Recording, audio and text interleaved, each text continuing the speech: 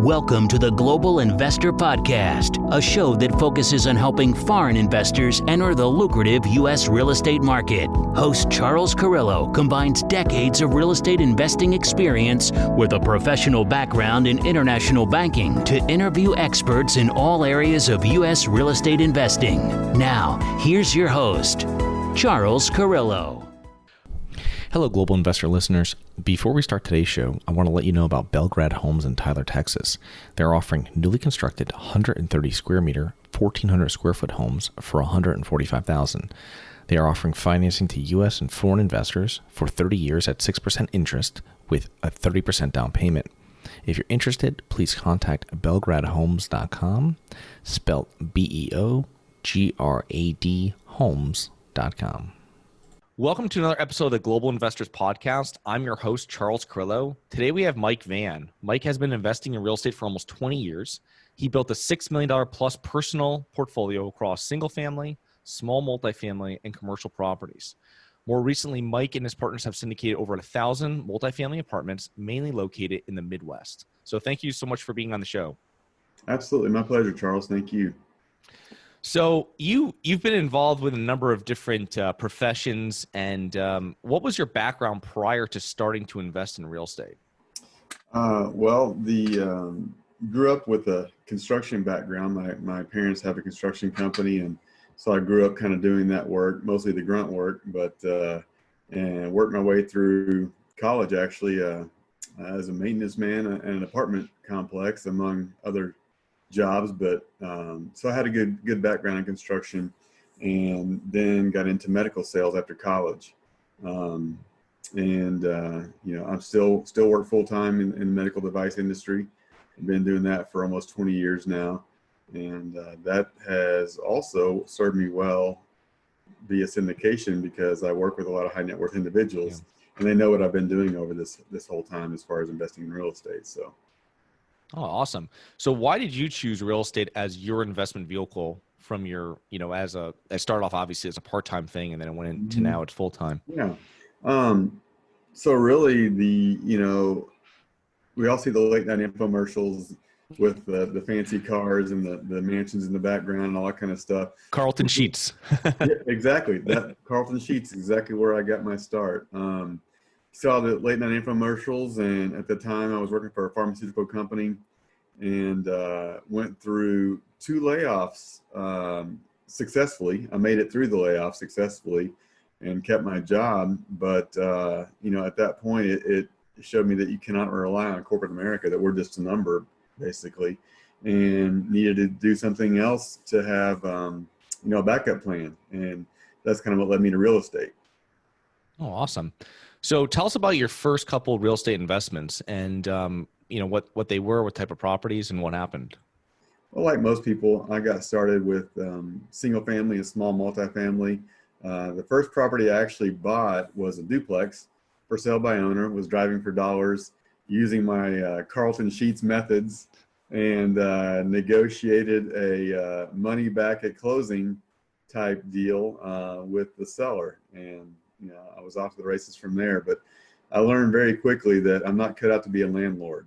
The first few properties I had, I managed myself, and I'm just not cut out to be a landlord. I mean, I can do all the maintenance and stuff myself, but as far as, I've just got too big of a heart for people, and the sob stories as far as why I'm late on rent and this and that just led me to know that third-party management was the route for me. Yeah, no, I know how that works. I self-managed properties for 6 years, and it was my brother and myself, and that was my brother. I would have to take care of doing the collections on that, and you have to really put your foot down. And but it's definitely, it's very difficult if you have a full-time profession that's not the real estate. Because you have to be available. If you're self-managing without anybody else, you have to be available all the time. So it's very time consuming. But that's the beauty of passively investing, or having investors passively invest with you from your other businesses, and they don't have to worry about that. Right. So your current company focuses on multifamily acquisitions in the Midwest and the South. So what is your role at Trident Multifamily? So because of my construction background, I do handle a lot of the CapEx projects, as far as heading that up, getting, the contractors lined out and going over bids and so forth. So that's kind of my role. We all have overlapping roles as far as what we all do. We all are involved in all parts of the business. And I think that's very important because I have two partners, Rodney Miller, which you've interviewed before, and then Carl Supercrop. And we all have overlapping, like I said, parts of the business. And I think it's very important to know all parts of the business, but we each have our specialty kind of where we take on, different aspects specifically. But CapEx is my primary objective.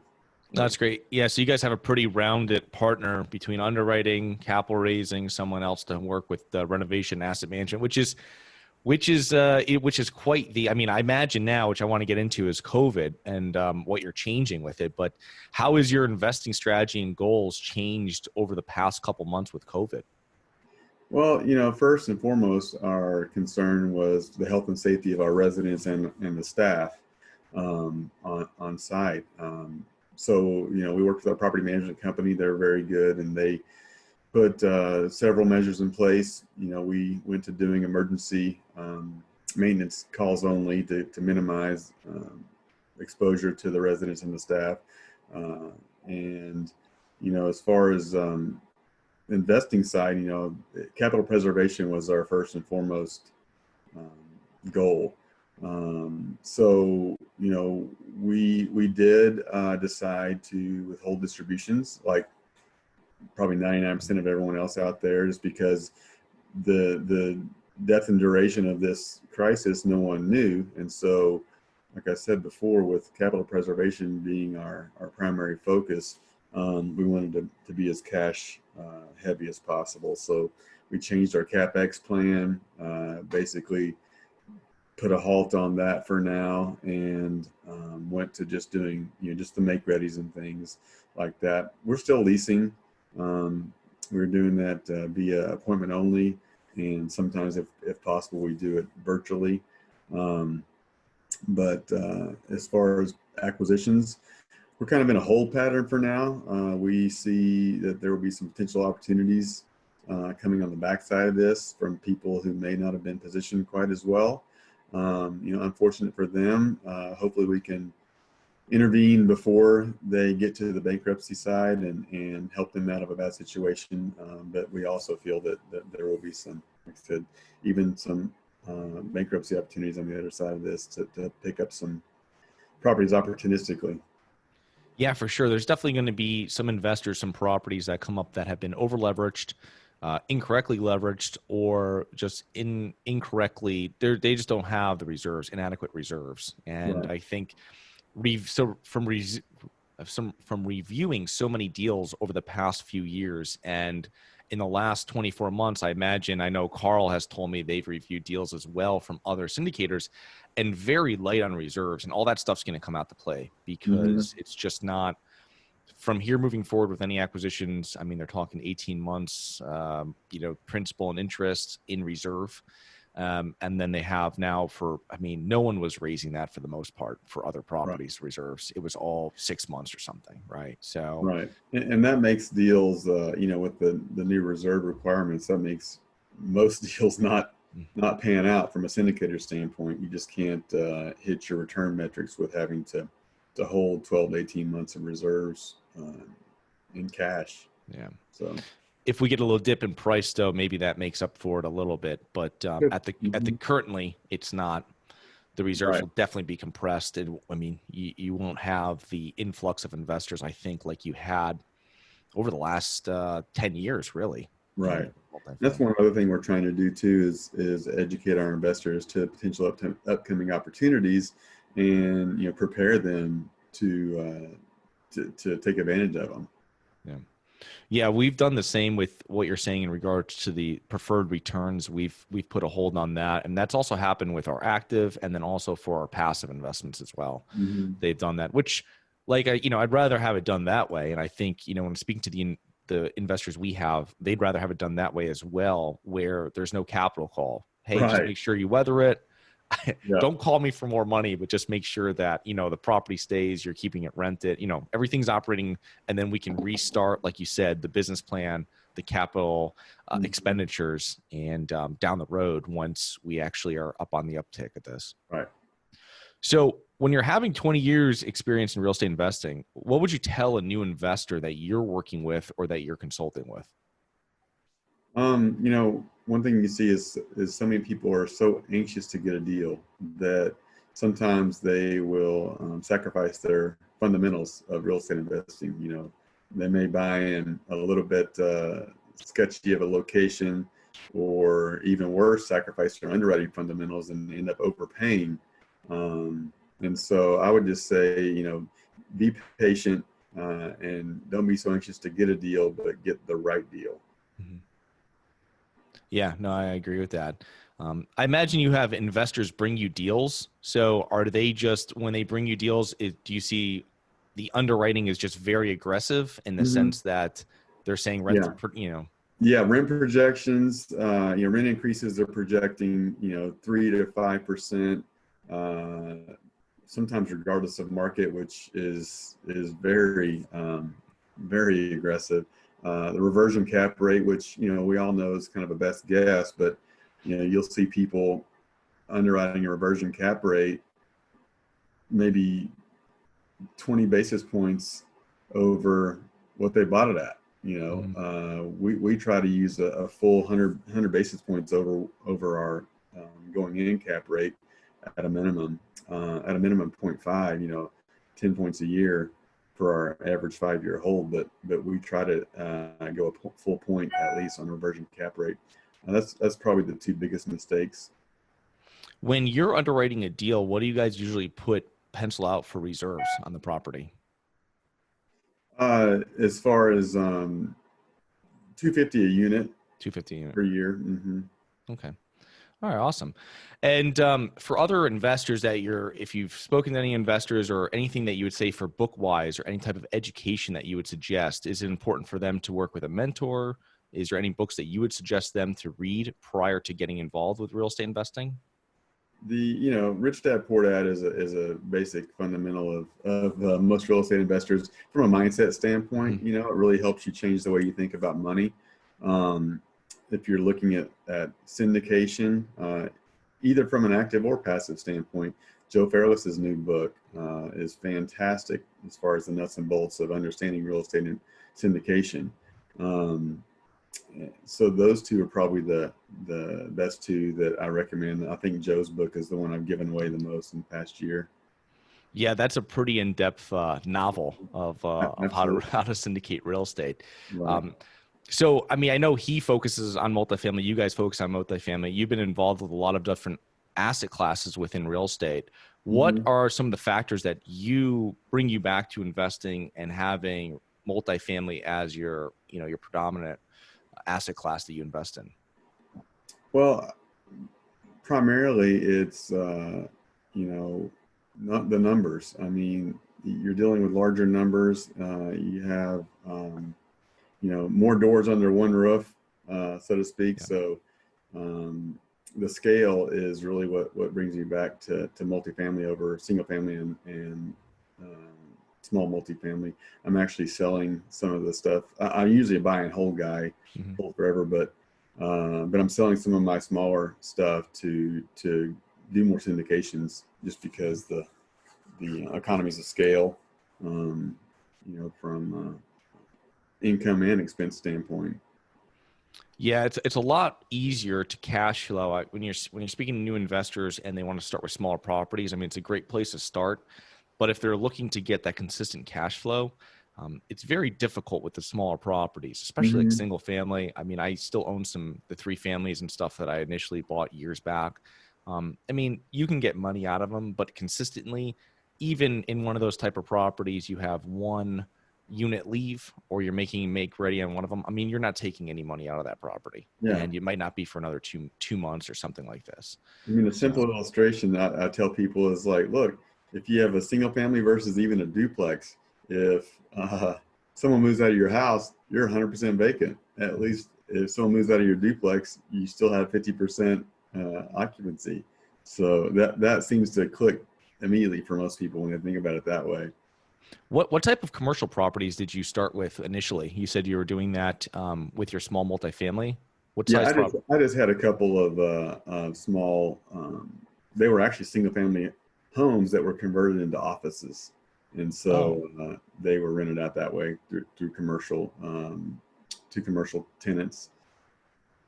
oh, So interesting. that was it. Yeah, that's a normal thing we see with older houses and stuff like that. So, Mm-hmm. well, thank you very much for being on the show today. How can our listeners learn more about you and your company Trident? Well, you can go to our website at tridentmultifamily.com. You can follow us on our social media platforms, Facebook, LinkedIn, Instagram, Twitter, YouTube. We try to hit them all. And then coming up soon, we'll have our Trident Multifamily School that will be launching through our website just to educate people on multifamily investing from either an active or a passive standpoint. Yeah, I was going to ask you about that. Is that a little bit more? Is that going to be a one-on-one, or is that going to be just a straight online course? How are you guys? Primarily, we wanted to put it out there simply just to educate passive investors, because a lot of people that we have coming into our deals are friends and family or people that we meet at different events and so forth. They learn about what we're doing and the returns that we can provide, and don't know anything about how to invest in real estate. So instead of going out and having them read Joe Fairless's book, we wanted to put together a few videos to explain the nuts and bolts of it so they can gain a better understanding of it. So yeah, that was the primary focus of it. We may eventually, roll it into something more in depth and all that, but primarily just as a giveaway or a free tool to educate passive investors. Yeah, I definitely see that when you're raising money from passive investors, it's education is probably the what you spend your time the most on, and you're explaining them how it works, how your firm works, how other firms are going to work with something, what they can expect, what issues you're avoiding, and kind of like how you're navigating this whole process of purchasing a property.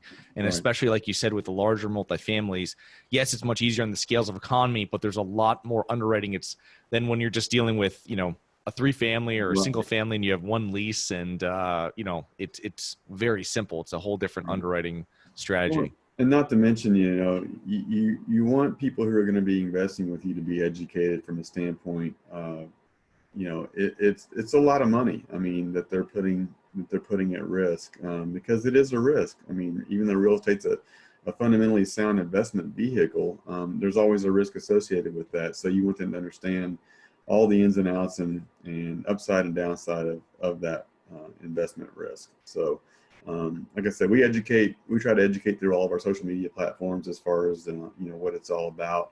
But this is a tool we're developing to really get into the nuts and bolts all in one place, so people can truly understand it and be educated whenever they do make a decision to invest with us. Okay. Awesome. Great. Well, thank you so much. I will put all My the links pleasure. that you mentioned earlier into the show notes on YouTube and the podcast. So thank you very much, and looking forward to connecting with you in the future. Absolutely, Charles. Thank you. Thanks. Hi guys, it's Charles from the Global Investors Podcast. I hope you enjoyed the show. If you're interested in getting involved with real estate but you don't know where to begin, set up a free 30-minute strategy call with me at schedulecharles.com. That's schedulecharles.com. Thank you. Thank you for listening to the Global Investor Podcast. If you like the show, be sure to subscribe on iTunes or Google Play to get new weekly episodes. For more resources and to receive our newsletter, please visit globalinvestorpodcast.com. And don't forget to join us next week for another episode. Nothing in this episode should be considered specific, personal, or professional advice. Any investment opportunities mentioned on this podcast are limited to accredited investors. Any investments will only be made with proper disclosure, subscription documentation, and are subject to all applicable laws. Please consult an appropriate tax, legal, real estate, financial, or business professional for individualized advice. Opinions of guests are their own. Information is not guaranteed. All investment strategies have the potential for profit or loss. The host is operating on behalf of Harborside Partners Incorporated exclusively.